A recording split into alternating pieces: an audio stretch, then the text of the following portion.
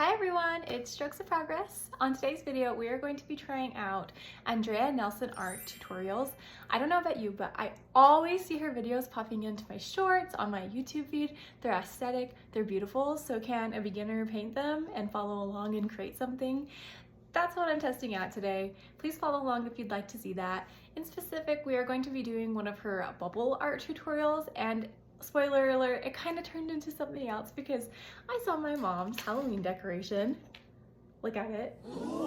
Maybe you can kind of tell where it's going, but I got a little inspired and it kind of turned into my own art project, but in the end, it's still her original idea and content. So let's try it out. Let's see how it goes. And if you want to create something a little Halloween-y as well, then you're going to be maybe inspired by what I painted. But let's get straight into it, guys. Let's start with the different supplies you need: a watercoloring sheet, caps of varying sizes to get different sized bubbles, a clean paper towel or rag that you're going to be able to wipe those caps on, a brush, some fresh water, and of course some watercolors. You can have a pencil as well if you would like to sketch out any additional details. That's what I ended up doing, and you'll see what I end up creating in just a little bit. Okay. First step, you are going to paint the outside of that cap, the rim of it, with paint and load it up as much as possible. The more paint on it, the stronger the outside of your bubble will be, and the easier it will be to create that bubble shape. Andrea says that you need to use a little bit of clean water, and you are going to try and leave a lot of the darker color on the edges of the bubble. Let me overlay her so you can kind of see what she says, and the center should be a little bit lighter. To keep the center nice and light. That's what gives it the bubbly effect. You can also leave a little white space. Okay, clearly I did not do that on the first bubble, and I realized that after I painted everything out, and I was like, okay, well, let's just retry on the second bottle cap. And that's kind of what you have to do when you're learning. It's just about experimenting and seeing what works, especially with watercolor, because it sort of has a mind of its own.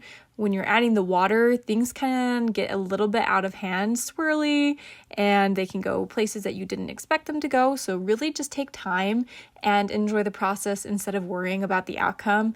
I promise that you will end up with something that is presentable and cute no matter what. I believe in you. You have that capability and skill.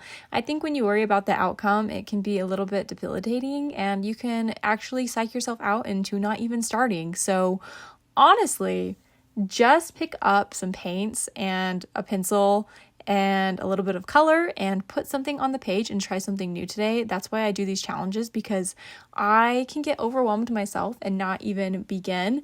And that is not who I want to be. So instead, I create these challenges, and it helps me become a better person and show you guys that learning and making mistakes and having things not come out perfectly is part of the entire process. So that's my philosophy for this channel, and I hope that's something that you resonate with, and that's why you're here. But let's kind of get back to the tutorial.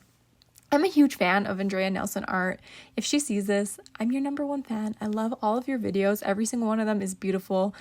Anyways, enough fangirling. Okay, I don't know if you guessed what I'm doing. I skipped the sketching process, but I am adding spider legs and spider heads to these bubbles because, like I said, my mother's Halloween decoration was a huge inspiration for me, and it looked so cool and kind of bubbly itself, that back end of it. So I decided to make these bubbles into spiders, and it's spooky season, which is really why I wanted to do it. I'm sure there's a million other things that you could turn these bubbles into, or maybe you just want to make some bubbles because they're fun to paint. And honestly, these were pretty easy. To answer the question, I would say that Andrea Nelson Art is definitely beginner friendly. She has a really great way of simplifying down these concepts and making them into something that everyone can do. The reason I wanted to make this video was, again, just paint with me.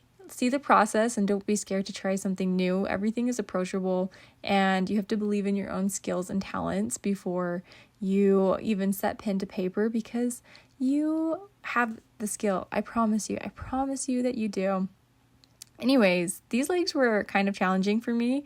I didn't know exactly how to paint them and fit them all onto this sheet.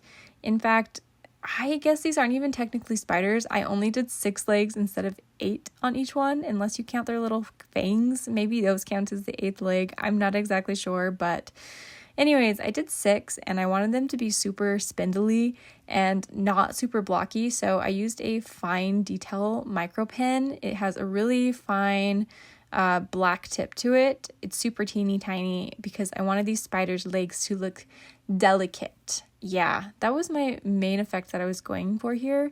And I know that I'm leaving behind a lot of pencil marks, but don't worry, as long as paint is not over those, you can erase them right after you're done using them as guidelines for whatever you are painting.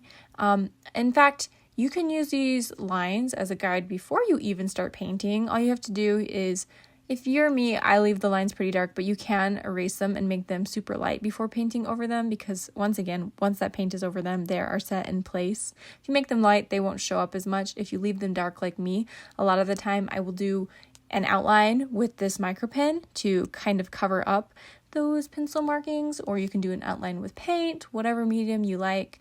I like to leave the lines dark. That's just a personal preference that I have because it helps me in seeing exactly what I'm doing and not to second guess myself. Eventually, one day I may start erasing them, but for now, I don't. The way I decided to shape these legs as well was to kind of do 3 sections on them. You can see that, especially on the big one in the front, I would do a line, and then that was one section. Then I would do another line stemming from the end of it in sort of a different direction. I would end that and then do a third line in a slightly different direction, again, stemming from the end point of the previous line. I wanted them to be pretty articulate instead of rounded legs, so that's why I chose to go with kind of an angular look. I just felt like it made them look a little bit more elegant rather than rounded and cartoonish. I wanted it to be, again, I just keep using the same word. Sorry, guys. Elegant. I don't know. This one I kind of messed up, so you can see that I am sketching that second segment in, and this leg is honestly not the cutest, but it's whatever. I mean, it was fun, and that was the main purpose of this. I always say that your art deserves a place on your fridge, and I really stand by that. This is going on my fridge.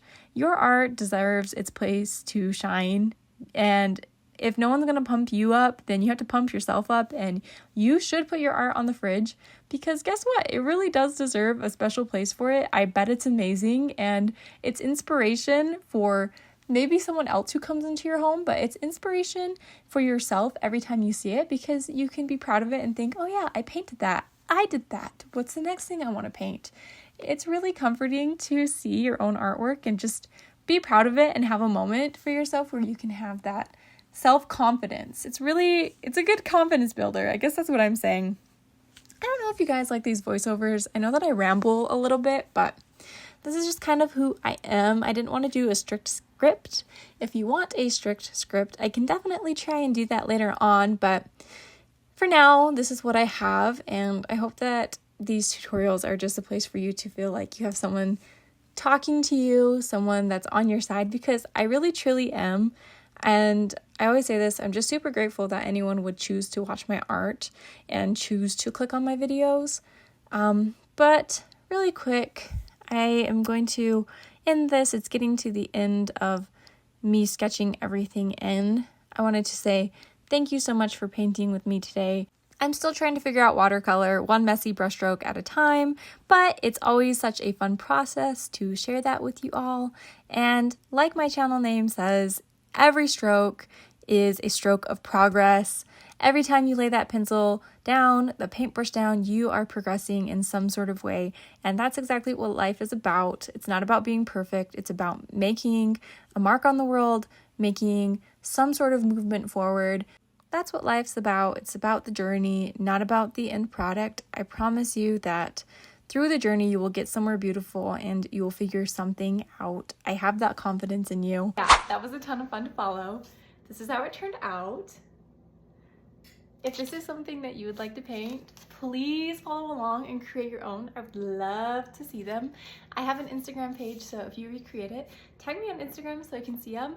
And thanks so much. Like, comment, and subscribe if you'd like to see a little bit more, and follow me on my beginner art journey. But I'm so appreciative for everyone who's already here, but thanks guys.